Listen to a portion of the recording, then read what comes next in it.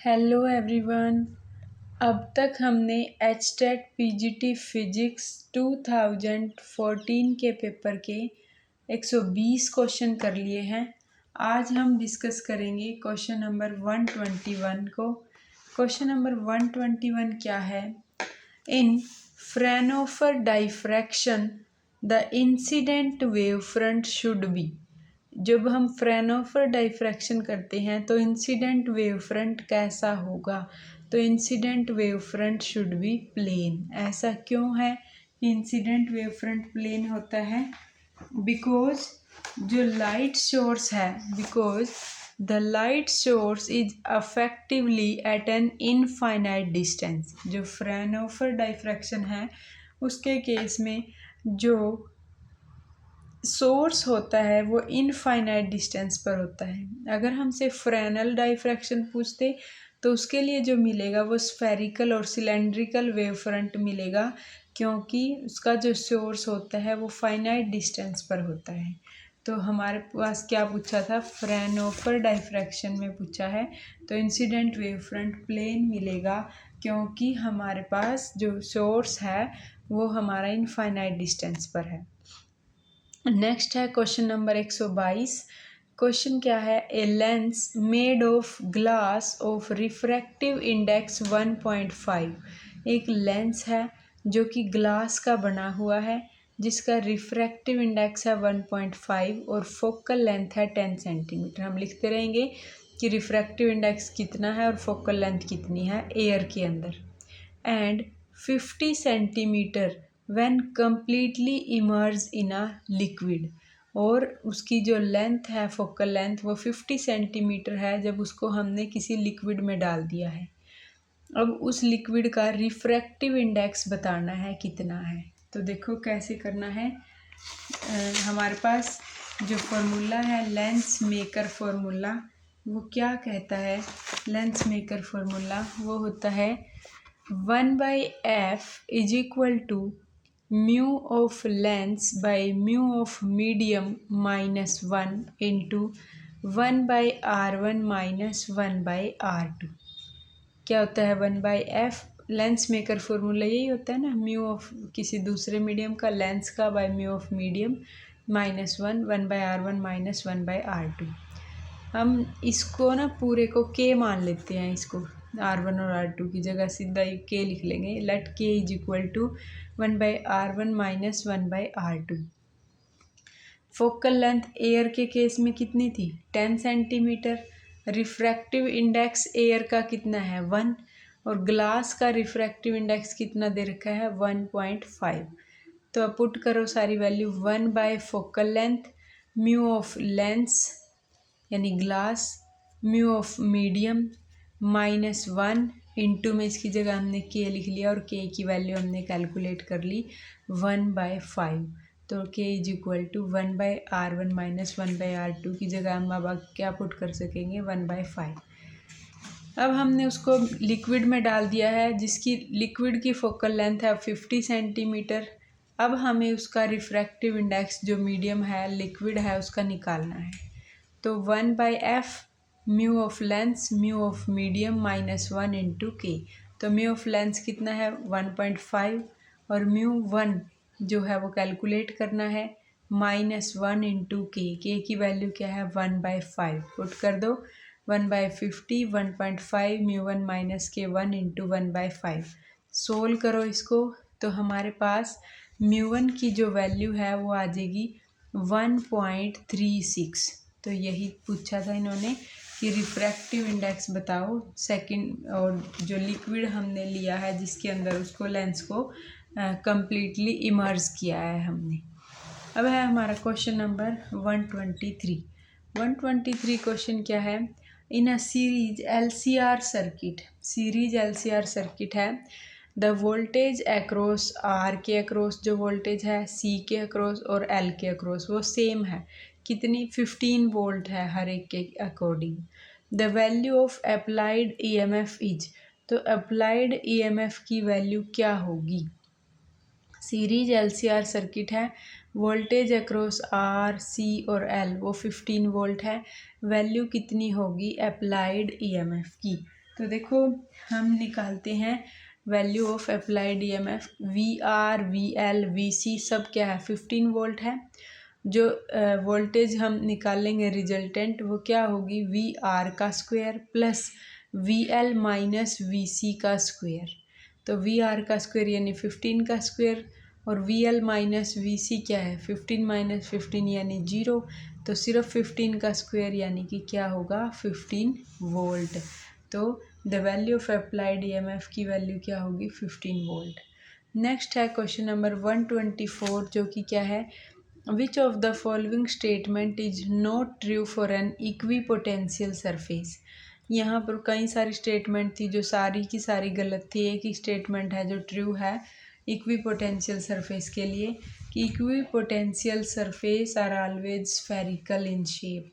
कि जो equipotential surface बनेगा जो शेप होगी इक्विपोटेंशियल सरफेस की वो क्या होगी या तो मे बी स्फेरिकल या सिलेंड्रिकल या फिर ओवल शेप होगी इक्विपोटेंशियल सरफेस की।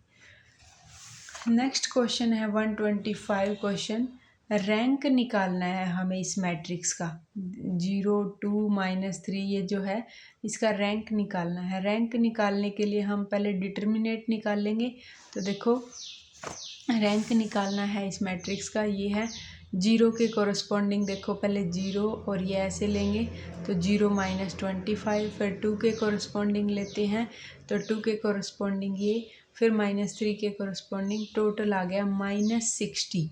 तो जो मैट्रिक्स है ये जो इसके लिए E of A not equal to ये 3/3 का था ना तो नॉट इक्वल टू 3 आया। The matrix is non singular. तो इसका मतलब मैट्रिक्स क्या है हमारा नॉन सिंगुलर है और एंड हैज़ फुल रैंक। अगर कोई मैट्रिक्स जो है वो नॉन सिंगुलर हो तो वो क्या होता है उसका रैंक क्या होता है फुल होता है। और वो कितना होगा 3 होगा। तो पूरा यहाँ से मैंने गलत कर दिया भाई ये 3 नॉट इक्वल टू 3 नहीं है मतलब ये जो आया -60। तो अगर ऐसा है कि नॉट इक्वल टू 0 आए मैट्रिक्स नॉन सिंगुलर होता है तो उसके लिए रैंक क्या आता है फुल आता है यानी कि फुल कितना 3। तो हमारे पास जो रैंक होगा ये क्या होगा 3 होगा। अब हम देखते हैं अपना अगला question 126 question. When the body is at rest its mass is 1 kg। जब बॉडी क्या हो रेस्ट पर हो तो उसका मास 1 kg है। And when it move with velocity of light then it mass become. जब कोई मास वेलोसिटी ऑफ लाइट से मूव करता है तो रिलेटिविस्टिक मास का फॉर्मूला यूज करेंगे। तो रिलेटिविस्टिक मास क्या है हमारे पास m is equal to m not divide by √1 - v²/c²। M not था 1 kg जो कि रेस्ट मास है। अगर वेलोसिटी किसके इक्वल हो जाए स्पीड ऑफ लाइट के इक्वल हो जाए v इक्वल टू सी हो तो m is equal to M not 1 kg 1 minus v और c इक्वल करके 1 - 1 0 तो इनफाइनाइट। तो हमारे पास क्या हो जाएगा इनफाइनाइट हो जाएगा मास। अगला है 127 question. The resolving power of A telescope can be increase by. जो रिजॉल्विंग पावर है टेलीस्कोप की वो इंक्रीज कर जाएगी bye increasing diameter of objective lens. By increasing the diameter of objective lens. देखो कैसे रिजॉल्विंग पावर जो होती है टेलीस्कोप की वो क्या होती है d/1.22 lambda. Resolving power d/1.22 lambda. Resolving power of telescope is increase by increasing diameter. तो डायामीटर इंक्रीज करेगा तो रिजॉल्विंग पावर भी इंक्रीज करेगी। तो resolving power of telescope is increase by increasing diameter of objective lens. By diameter अगर बढ़ेगा तो हमारे पास रिजॉल्विंग पावर भी क्या करेगी बढ़ जाएगी। अगला है question 128। If an electron of mass m and charge e is moving on a circular path with speed v। अगर एक इलेक्ट्रॉन जिसका मास m है और चार्ज e है अगर वो मूव करता है सर्कुलर पाथ में कितनी स्पीड से v स्पीड से then the ratio of magnetic movement to that of angular momentum is equal to. तो जो रेशियो होगी किस किस की, मैग्नेटिक मोमेंट की और एंगुलर मोमेंटम की। एक इलेक्ट्रॉन है जिसका मास m है, चार्ज e है, वो एक सर्कुलर पाथ में वेलोसिटी v के साथ मूव कर रहा है। तो ratio of magnetic moment to that of angular momentum.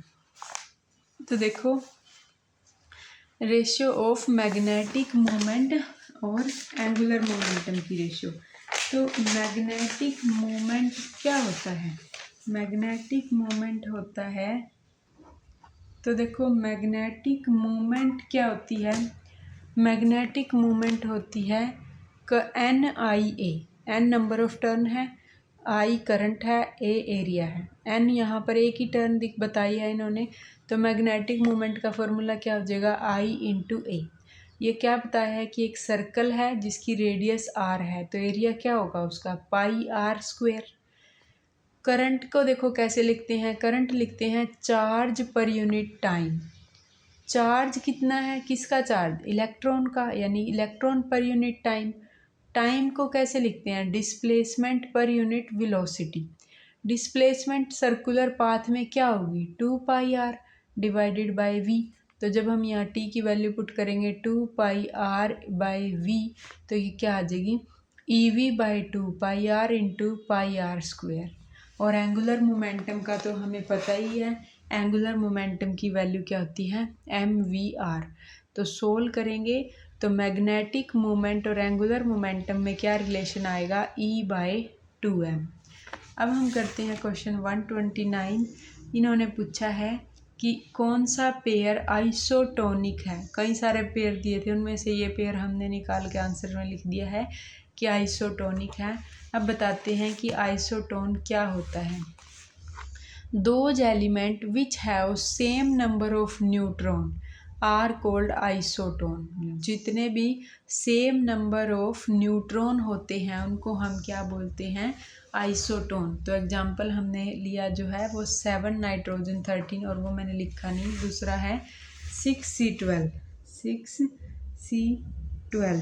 तो देखो हमारे पास 13 माइनस 7 यानी कि नंबर ऑफ न्यूट्रॉन कितने, 6, और 12 माइनस 6 क्या है, नंबर ऑफ न्यूट्रॉन जिसमें सेम हो।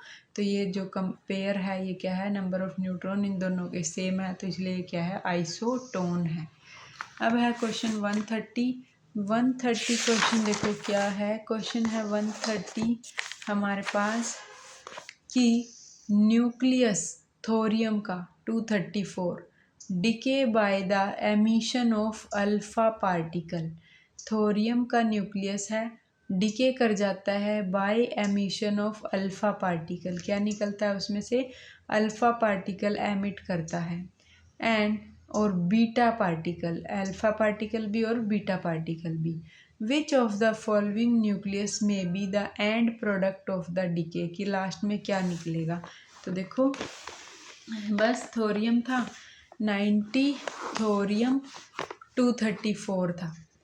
क्या निकाला है, एक तो अल्फा पार्टिकल और एक बीटा पार्टिकल। देखो क्या क्या निकाल रखा है कि उसमें से निकलेगा हमारे पास which of the following will be end product, कि by the emission of alpha particle और बीटा पार्टिकल। और ये ना ऑप्शन दिए हुए थे, तो उनमें से हमें देखना था कि कौन सी एंड प्रोडक्ट सही रहेगी। तो ये वाली बिल्कुल सही है। 90 थोरियम 234 में जब हमने 2 हीलियम 4 के 7 निकाल दिए, तो देखो यहाँ, और जो बीटा पार्टिकल है -1B0, बीटा लिख लेना, इसको मैंने बी लिख दिया, ये बीटा है। बीटा पार्टिकल जो चार्ज है वो -1, मास है वो 0 है। हीलियम का चार्ज 2, मास 4, और 82 लेड 206। तो जो एंड प्रोडक्ट मिलेगी लेड की वो कितनी होगी, 206 मास का होगा। तो 82 लेड 206। बस आपको ये तो बाद में मैच मुच करके देखना है, अदरवाइज़ तो हमें ऑप्शन में से मैच हो जाएगा ये। अगला है, अब हम अगले क्वेश्चन हम अपनी नेक्स्ट वीडियो में करेंगे। Thank you.